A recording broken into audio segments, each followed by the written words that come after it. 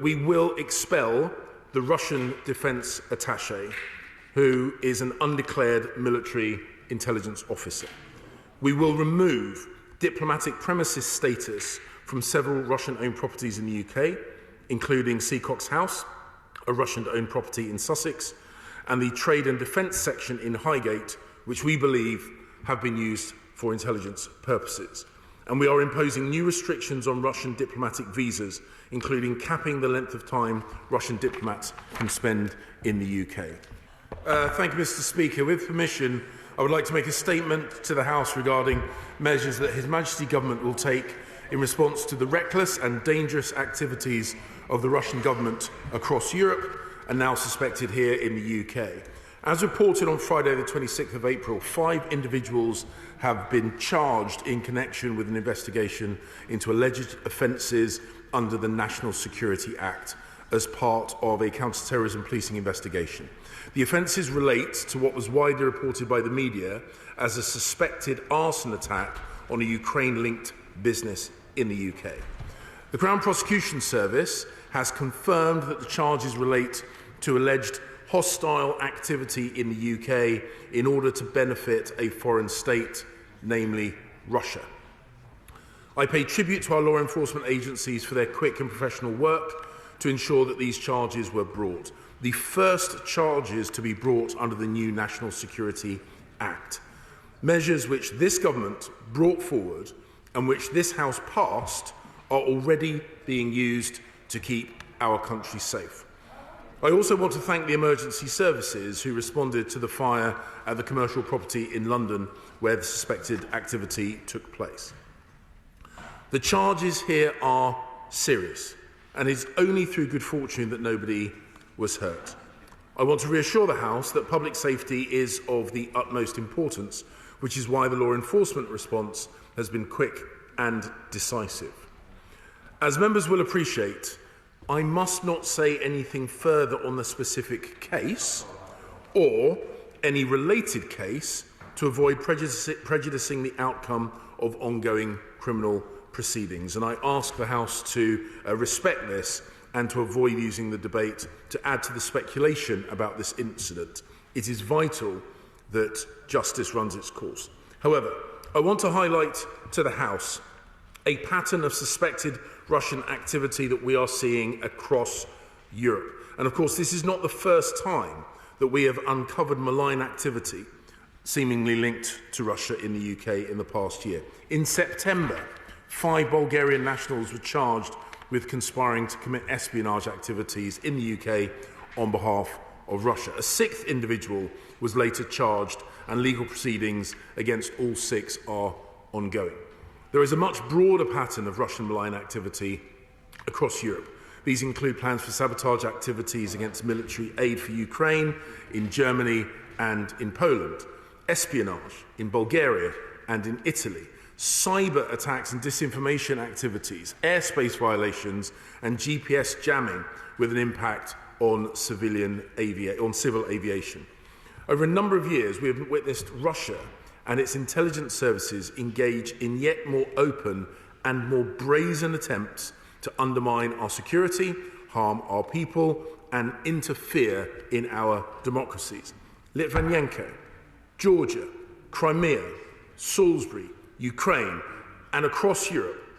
And since the illegal invasion of Ukraine, the rhetoric, the threats, the accusations from Russia have only increased, as Putin seeks to justify the death and destruction that he has brought to the Ukrainian people.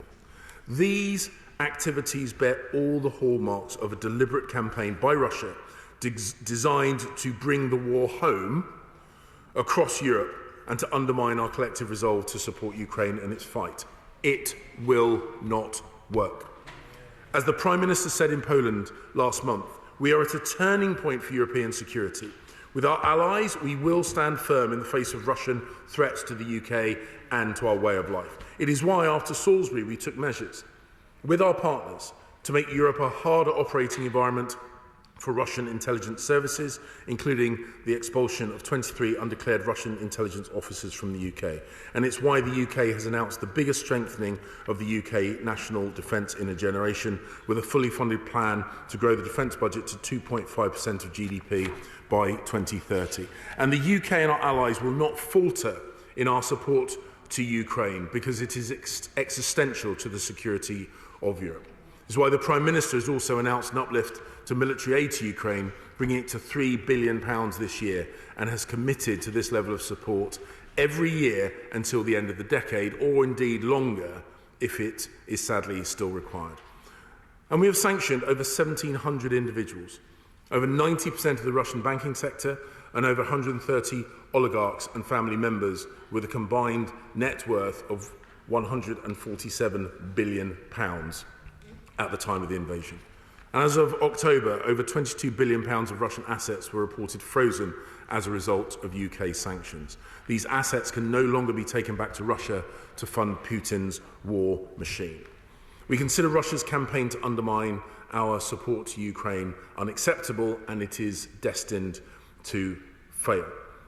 We must wait, of course, for the ongoing criminal cases across Europe, including here in the UK, to conclude. But given these allegations, the government will not wait to take further action to send a strong deterrence message to Russia and to further reduce its ability of the Russian intelligence services to threaten the UK. That is why today, Mr. Speaker, in conjunction with my right honourable friend, the Foreign Secretary, I am announcing a package of measures to make clear to Russia that we will not tolerate such apparent escalations. So I can tell the House that we will expel the Russian Defence Attache, who is an undeclared military intelligence officer. We will remove diplomatic premises status from several Russian-owned properties in the UK, including Seacock's House, a Russian-owned property in Sussex, and the Trade and Defence section in Highgate, which we believe have been used for intelligence purposes. And we are imposing new restrictions on Russian diplomatic visas, including capping the length of time Russian diplomats can spend in the UK. The measures we and our international partners have taken in recent years have already made the UK an extremely challenging operating environment for Russian intelligence services. These further measures that I have described will only serve to strengthen our resilience to the Russian threat. Our NATO allies share our view of Russia's alleged behaviour, as seen in the North Atlantic Council's statement of last week. Russia has failed to provide any explanation for these events. In the coming days, we should expect accusations of Russophobia, conspiracy theories and hysteria from the Russian government. This is not new, and the British people and the British government will not fall for it and will not be taken for fools by Putin's bots, trolls and lackeys. Russia's explanation was totally inadequate. Our response will be resolute and firm. Our message to Russia is clear. Stop this illegal war.